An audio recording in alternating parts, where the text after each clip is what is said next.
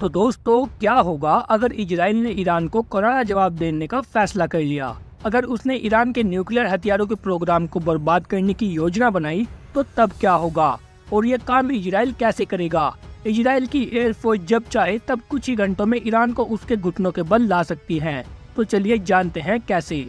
लेकिन दोस्तों, अगर आप हमारे चैनल पर नए हैं तो प्लीज चैनल को जरूर सब्सक्राइब करें और साथ ही बेल आइकन को भी दबा दें।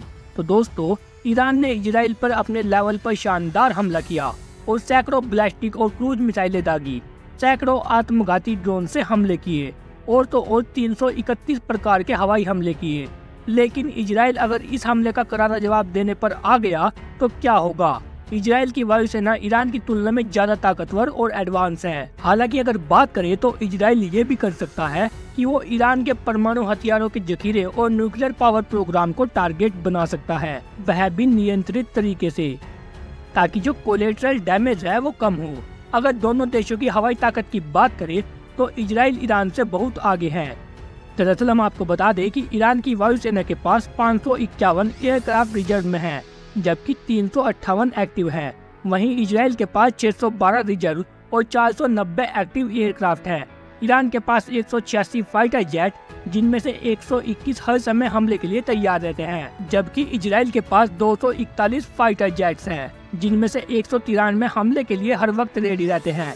यानी अगर देखा जाए तो इन मामलों में भी इजराइल ईरान से काफी ज्यादा एडवांस है। जबकि अगर बात करें तो ईरान के पास 86 ट्रांसपोर्ट एयरक्राफ्ट है, जिनमें से 56 एक्टिव हैं, और इजराइल के पास है 12, जिनमें से 10 एक्टिव सर्विस में हैं और 2 स्टॉक में हैं। ईरान के पास 102 ट्रेनर्स है, जबकि इजराइल के पास 155 ट्रेनर्स एयरक्राफ्ट है। ईरान के पास 129 हेलीकॉप्टर, जिनमें से 84 रेडी मोड में, और जबकि अगर बात करें तो इजराइल के पास 146 हेलीकॉप्टर्स हैं, जिनमें से 117 एक्टिव मोड में हैं, और ईरान के पास 13 अटैक हेलीकॉप्टर, जबकि इजराइल के पास 48 अटैक हेलीकॉप्टर हैं। दरअसल इजराइल अपने क्षेत्रफल से आकार में कई गुना बड़े ईरान पर हमला करने के लिए अमेरिका से लिए स्टेल्थ फाइटर जेट F-35 की मदद ले सकता है। दरअसल इजराइल सीरिया की सीमा के पास से अपने फाइटर जेट्स की उड़ान भरवा सकता है, जहां से उसके विमान सीरिया, तुर्की, सऊदी के आसमान में उड़कर ईरान तक पहुंचेंगे।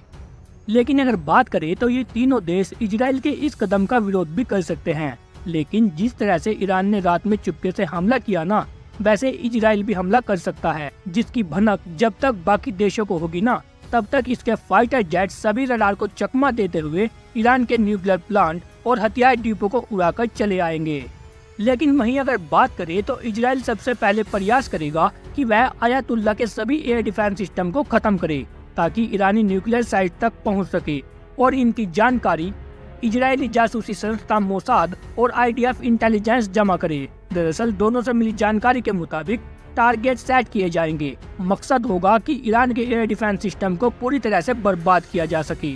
इसमें इजराइल के कुछ फाइटर जेट्स गिराए भी जा सकते हैं।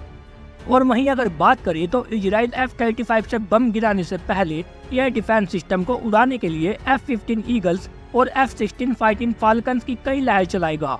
यानी एक साथ ये फाइटर जेट्स ईरान के हवाई क्षेत्र में घुसकर एयर डिफेंस सिस्टम को खत्म करेंगे।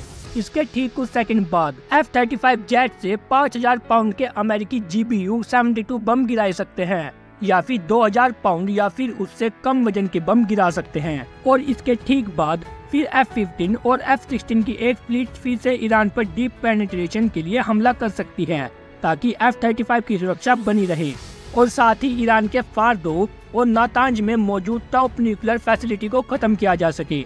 दरअसल अपने फाइटर जेट को सुरक्षा प्रदान करने के लिए बैलिस्टिक और क्रूज मिसाइलों से हमला कर सकता है, ताकि जब तक ईरान इजरायली फाइटर जेट्स के लिए तैयार हो उसके ऊपर मिसाइलें गिरने लगे। लेकिन अब एक सवाल ये उठता है कि अगर इजराइल ने हमला नहीं किया तो उसके पीछे क्या वजह होगी।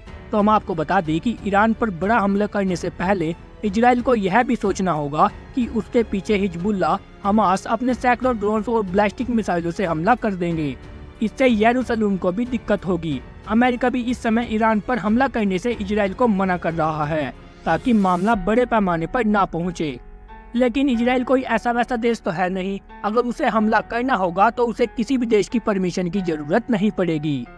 तो दोस्तों, इस वीडियो में बस इतना ही। आगे की और इन्फॉर्मेटिव वीडियो देखने के लिए ज्ञान अंडरस्टैंडिंग शो को अभी सब्सक्राइब करें और साथ ही बेल आइकन को भी दबा दे। Thank you very much for watching my video.